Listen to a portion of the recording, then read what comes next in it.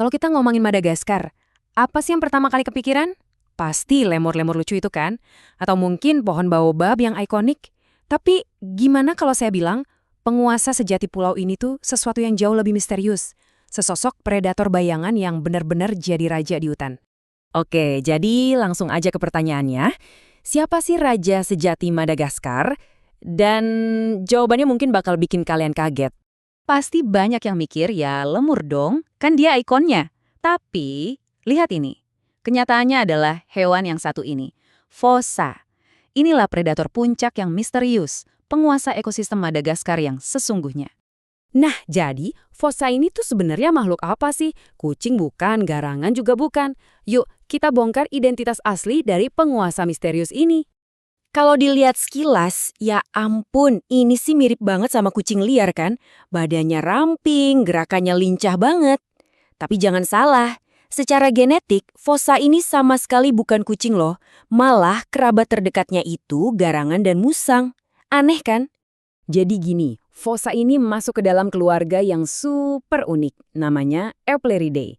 Kenapa unik? Karena, coba bayangin, seluruh anggota keluarga karnivora ini cuma ada dan hanya ada di Pulau Madagaskar. Nggak ada di tempat lain, dan fossa ini dia adalah anggota terbesar dan paling jagoan di keluarganya. Coba deh renungin sebentar betapa luar biasanya ini. Ini bukan cuma satu spesies, tapi satu cabang evolusi predator yang terisolasi di satu pulau selama jutaan tahun. Gila kan? Satu keluarga predator yang berevolusi sendiri, keren banget. Oke, sekarang mari kita bedah lebih dalam. Gimana sih fossa ini didesain jadi pemburu yang sempurna? Yuk kita lihat anatomi predator puncak yang satu ini. Bayangin deh, panjangnya bisa lebih dari 2 meter. Dari hidung sampai ujung ekornya yang panjang banget itu. Dan ekornya itu bukan cuma hiasan ya. Itu tuh alat penyeimbang yang sempurna. Bikin dia bisa nari-nari di atas dahan pohon dengan lincah. Ditambah lagi, cakarnya itu bisa ditarik masuk, persis kayak kucing. Jadi cengkramannya itu mematikan, mau pas lagi manjat atau nyergap mangsa. Terus, dengan senjata selengkap itu, dia makan apa? Nah, ini dia. Makanan favoritnya nomor 1 adalah lemur. Yap, setengah dari menu makanannya itu lemur. Ini yang bikin fossa jadi pengontrol utama populasi primata ikonik Madagaskar. Dan ini nih yang benar-benar bikin dia spesial. Fossa itu bukan cuma sekedar pemangsa lemur biasa.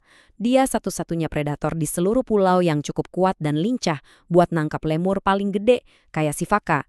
Ini benar-benar negesin statusnya sebagai raja predator yang gak ada tandingannya. Cerita soal fossa ini ternyata makin seru loh. Sekarang kita coba mundur ke masa lalu buat ngegali legenda tentang kerabatnya yang jauh lebih besar. Jauh sebelum para ilmuwan nemuin buktinya, orang-orang Madagaskar udah punya cerita turun-temurun tentang fossa B. Artinya, fossa raksasa. Makhluk legendaris yang katanya menghantui hutan. Dan ternyata legenda itu beneran. Fosil berhasil mengungkap adanya Cryptoprocta spelaea, si fossa raksasa. Coba lihat perbandingannya. Beratnya bisa sampai 20 kilo. 2 kali lipat fossa modern. Bayangin aja ada predator segede macan dahan kecil berkeliaran di hutan. Sayangnya, dia sekarang udah punah. Oke, dari legenda masa lalu yang keren tadi, sekarang kita harus balik ke kenyataan yang cukup pahit. Kerajaan fossa di masa kini lagi dalam ancaman serius. Secara resmi, IUCN itu Badan Konservasi Alam Dunia mengklasifikasikan fossa sebagai rentan atau vulnerable. Artinya apa? Artinya spesies ini punya risiko kepunahan yang tinggi banget di alam liar dalam waktu dekat. Ini udah lampu kuning, bahkan hampir merah. Dan angka ini, jujur, bikin miris. Diperkirakan cuma tersisa kurang dari 2.500 fossa dewasa di seluruh dunia. Bayangin, untuk predator puncak, jumlah segitu tuh sedikit banget. Terus apa sih penyebabnya? Musuh terbesarnya itu bukan predator lain, tapi kita. Kehilangan habitat jadi penyebab utamanya. Lihat deh, deforestasi atau penebangan hutan itu jadi biang keladi terbesar dari penurunan populasi mereka. Rumah dan tempat berburu mereka hilang dengan cepat.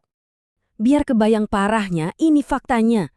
Kurang dari 10% hutan asli Madagaskar yang masih ada. Kurang dari 1/10. Kalau hutannya hilang, ya fossa juga kehilangan wilayahnya, mangsanya, dan pada akhirnya masa depan mereka. Oke, terus kenapa kita harus peduli? Kenapa hilangnya satu predator ini jadi masalah besar? Nah, disinilah kita bakal lihat peran krusial fossa buat lingkungannya. Fossa itu yang disebut para ahli biologi sebagai keystone species atau spesies kunci. Bayangin aja lengkungan jembatan batu. Fossa itu batu kunci yang ada di paling atas. Kalau batu itu dicabut, ya jembatannya ambruk. Dengan ngontrol populasi lemur, mereka tuh ngejaga seluruh hutan tetap sehat. Tanpa fossa, keseimbangan ekosistem bisa kacau balau. Ini ngebawa kita ke satu pemikiran terakhir yang bikin penasaran. Dengan masih banyaknya hutan Madagaskar yang belum dijelajahi, dan fossa raksasa yang secara geologis itu baru aja punah, apa mungkin ya ada beberapa dari mereka yang masih bertahan? Mungkin mereka sembunyi di sudut-sudut terakhir kerajaan mereka yang makin sempit? Sebuah pertanyaan yang bikin imajinasi kita melayang kan?